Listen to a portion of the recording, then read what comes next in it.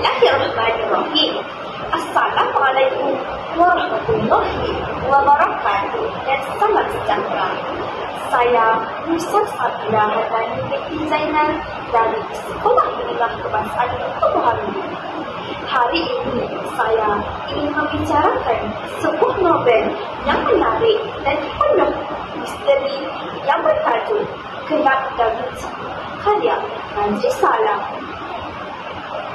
Novel ini mengisahkan tentang sebuah kelab rahsia yang dibentuk oleh individu cerdas yang mampu meneroka misteri tersembunyi dalam karya Leonardo da Vinci. Dalam kelab Da Vinci, watak utama iaitu Nizam bersama ahli kelabnya berusaha untuk mengungkap rahsia-rahsia besar yang terdapat dalam seni Da Vinci serta kaitannya dengan sejarah dan sains. Setiap langkah mereka penuh dengan cabaran dan teka-teki yang memerlukan mereka untuk berfikir secara kreatif. Seiring dengan itu, mereka juga menghadapi konflik dalaman dan ancaman luar yang memerlukan mereka untuk bertindak dengan bijaksana dan berani. Apa yang saya suka dalam novel ini ialah bagaimana Najib Salam menggabungkan seni, sejarah dan sains dengan penuh kepintaran.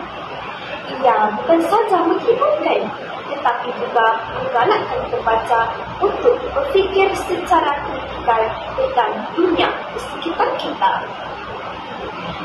Saya juga suka bagaimana penulis membangunkan watak-watak yang kuat dan berperanan dalam cerita, memberi rasa keterhubungan dengan pembaca. Secara keseluruhannya, Kelab Da Vinci adalah sebuah novel yang penuh dengan ilmu, misteri dan pengajaran.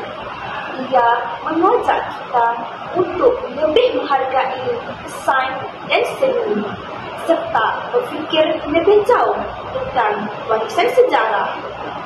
Saya sangat mengesyorkan buku ini kepada sesiapa yang ingin mendalami cabaran intelektual dalam bacaan mereka. Sekian, terima kasih. Wassalamualaikum warahmatullahi wabarakatuh.